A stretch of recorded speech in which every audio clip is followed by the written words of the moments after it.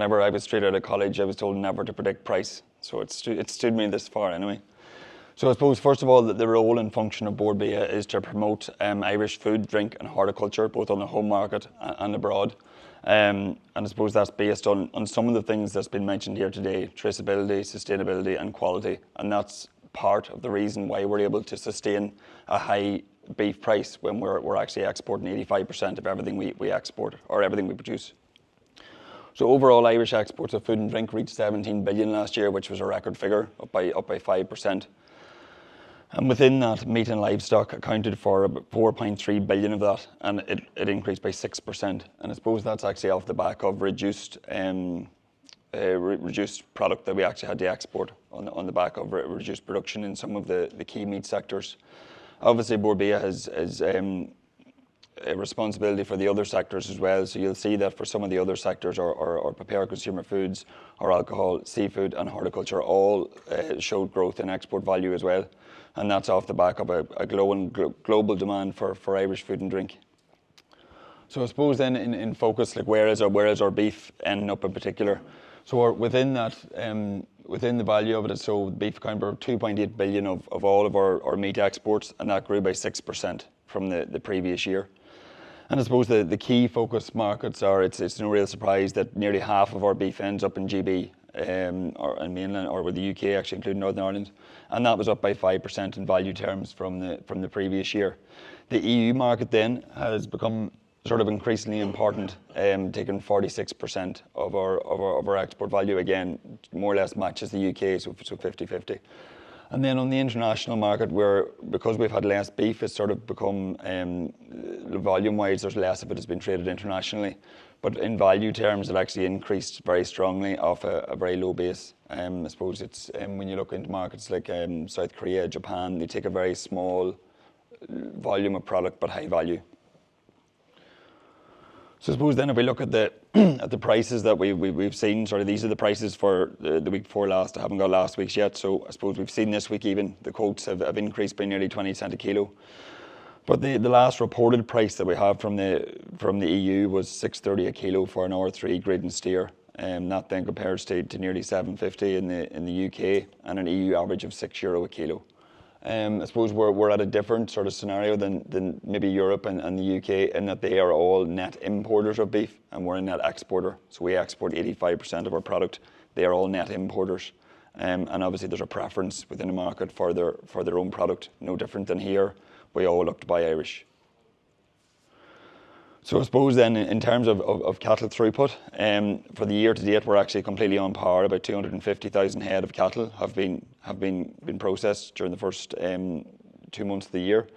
On the back of that, there has been a 4% increase in the prime cattle kill, and I'll show you the figures in a minute. There was an expectation that there would be very tight cattle supplies, particularly in the first half of the year. And I suppose that's coming off less cattle in the system. But what we've seen is a lot of cattle pulled forward and killed lighter and younger than typically would have been seen in previous years. And that's been driven by that really high price in the market. In terms of cows then, there's been a 13% decline off a really high throughput level. And then in the other category, that's your calves and your bulls and things like that. We do expect that calf category to drop significantly this year. So I suppose based on, when we're trying to look at what cattle are in the system, these are the AIMS figures for December, which is the latest we have. So you'll see there in the 18 to the 24 and the 24 to 30 month age category. So that's more or less the cattle that are going to be available for slaughter in the next 12 months.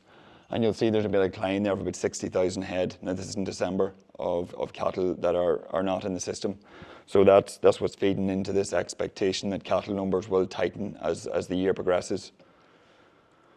So suppose we look at that then on a total kill basis, the forecast is for the total kill to be back somewhere between 70 and 90,000 head for the year. Now there's a number of caveats in that, that there's no change to age of slaughter, that live export stays at similar levels that we'll touch on in a minute.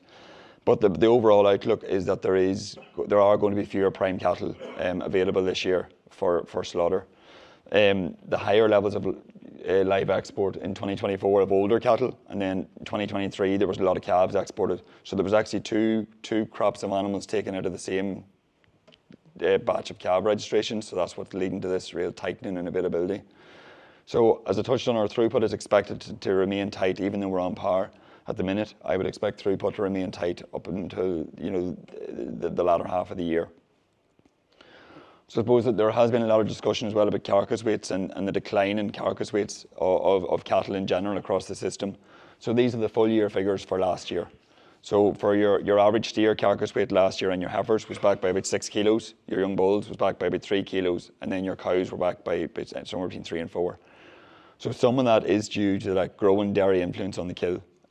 If I was to take the ICBF figures and split this out by suckler, dairy, cross beef and pure dairy, there's actually not much of a difference in terms of within category. So what's driving that decline is the growing proportion of the kill that's coming from your dairy herd. From a dairy perspective, obviously there's a lot of dairy cows in that mix, and in some weeks maybe 80% of the cow kill could actually be pea grading. So I suppose if we look then back to 2014 and we compare it to last year in terms of the type of cattle that were being processed. So back in 2014, 55% of the kill came from a suckler dam or suckler herd. It's now back to 40%. In terms of the beef cross, so that's your Hereford, your Angus from the dairy herd, have almost doubled, and then the proportion of dairy males have declined. So we are looking at a change in supply mix of prime cattle. They're a very different animal, different carcass weight, and I suppose it's just matching that then with customer expectations. So I suppose then if I look then at the calf registrations, I more or less put up this figure. This is registration to beef cows last year. We're back by about 50,000 head. And that's 50,000 head from the year before as well. So 100,000 head back over a course of 2 years. Meanwhile, the dairy cow registration to dairy cows last year showed a decline for the first time since quota was introduced or was removed in 2015. And then that's then reflected if you look at the AIMS database cow numbers.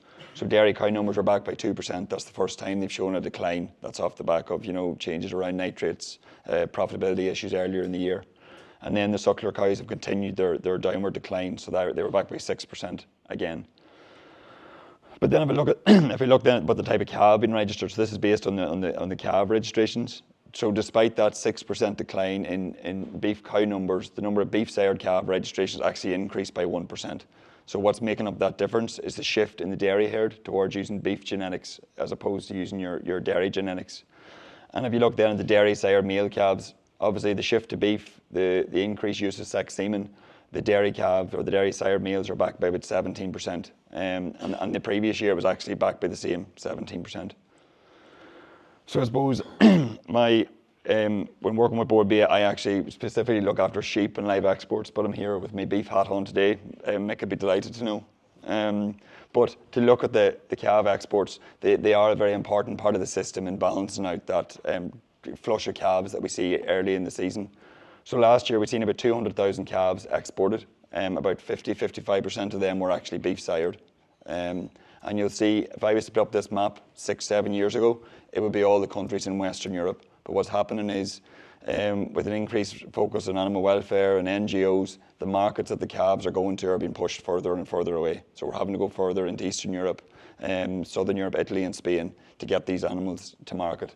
So the longer term outlook for calf exports is extremely challenging. There's a lot of NGO activity, pressure on the ferries. So the likelihood is that a lot of these calves in the future will have to stay here to be reared for beef. So then if we look at where the older cattle went to, you'll see there's a spread of markets there. Again, a lot into Spain, a lot into third country markets, a lot into Eastern Europe, and that they increased by nearly a half last year, up to about 180,000 head. What's driving that is really tight cattle supplies in Europe. In particular, issues with blue tongue are impacting the movement of cattle traditionally from Spain and France into North Africa and Eastern Europe. So that's created an opportunity for Irish live exporters and created a demand then for Irish cattle, because they do have a very good reputation in export markets. The export customers have the same demand that you would have in terms of, that was a good list actually put up. They want good carcass weights, they want healthy, they want animals that will thrive. They look for the exact same things that you would. So this year to date, for the first 7 weeks of the year, there's actually been a 30% increase in the number of cattle that have been exported, completely driven by weanlings and store cattle. Very strong trade to Spain in particular, which is a gateway to North Africa, and also to Northern Ireland. So I suppose in other good news then, The UK market is our biggest market for our beef. As I said, it takes about 50% of everything that we produce. So last year there was a 4% increase in their own beef production, yet despite that they imported more beef. So what you see is growing demand for beef in the market. There's a strong preference for beef, and that just leads to a 4% increase in consumption. Both channels, both food service and retail, are very, very strong. So I suppose the outlook for the UK herd is, we've all seen the farmer protests in Westminster. They don't get the support from the government maybe that we get here, and there is an issue with the viability of farms moving forward without the direct support payments. So what that's feeding into is a decline in their suckler herd in particular, and what they're expecting is a 5% decline in production next year. Now, some of that actually, the 4% increase in production in 2024 was actually driven a good bit by a lot of heifer slaughterings and a lot of beef cow slaughterings. So this year they're obviously gone from the system. So that's contributed to this 5% decline. Now, good for ourselves, they're forecasting an 11% increase in the volume of beef that they import, and we are the biggest importer into the market. We have the biggest share. And that's where the quality, the traceability and the sustainability comes in, because we're seen as equal or on par with their own traceability systems. So a lot of the major retailers have a buy British or Irish policy, and I suppose there's not an issue with British product being replaced by Irish, but there's an acceptance of both. So then in terms of consumption, there is expected to be a slight decline. Some of that is going to come off the back of that higher retail price. So until now, a lot of the increased beef price has been absorbed by the retailer or by the market, and it's only maybe in the last maybe 3 or 4 weeks that we've started to see the beef price in store start to increase, so pass on to the consumer. So while consumption has remained very strong up until now, there is potential for a shift in the type of product, from your steaks and your roasts down into your minces and your pieces, which will obviously impact then the return from the market. But I suppose we don't really know what impact that will have until we start to get the figures through. So I suppose then, in other good news then, the EU also continues to show a decline in their beef production. Number of issues, profitability, weather-related disruption, generational renewal, getting young people into the sector. There is a significant shortage of cattle in Europe, and that is contributing to what the EU is saying, a 1% decline in beef production. I suspect it will be more. I think they're quite conservative there. The import demand then will grow 2%. By import, they mean non-EU, but it's 2% off a very, very small base. And in terms of overall consumption, they're forecasting a 0.5% decline in beef consumption in Europe. But again, I would say it'll be closer to on par. It is that price sensitivity is the big issue there with consumers. So I suppose the exports then of beef out of Europe last year actually increased. Then that was coming off really strong international demand for product. There was stronger consumption. One big issue that I maybe haven't touched on was blue tongue. There's been huge issues with blue tongue in the UK. Just affecting cattle thrive, and it actually stops cattle movements between countries in Europe as well. So it has been a big interruption to the trade. It's actually had more of an impact on the sheep side. Like they're talking in some sheep flocks in the Netherlands, they're talking about a 50% mortality rate with blue tongue or some strains of it. I think on the beef side, it's more, it just impacts their longer term productivity and their fertility. But it has been an issue. And obviously we've seen the foot and mouth disease in Germany that causes another interruption to the trade, and just serves as a reminder as well of the importance of keeping ourselves free of these diseases. So I suppose overall the EU breeding herd is declined by 1%. That's both beef and dairy seen a decline there. So that's back by about 4% over the course of 4 years. And then the longer term forecast is that will continue to decline. We are at an advantage here with our grass-based production systems, that we're not as tied to cereal-based production maybe as they are in mainland Europe. So I suppose then in terms of the market summary, and it's great to actually give good news for a change.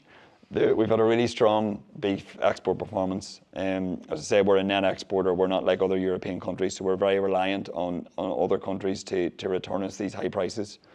The UK is our biggest market, and there's growing demand, obviously, with an 11% growth in the demand for beef imports for next year. So that's very, very positive. The consumption of beef does remain high despite the high prices, but at high prices there's the prospect then of substitution into your cheaper cuts, and then at food service level, you know, a replacement on menus with cheaper proteins. Overall then, there is a declined output forecast for the EU, with the breeding herd in long-term decline. And then overall then, I suppose my closing remark is that tight supplies do drive growing demand, and that's what's held our prices up. So there is improving demand, and there are lower supplies both here, the UK, and in Europe, and that will hopefully underpin really strong trade and price levels for the rest of the year.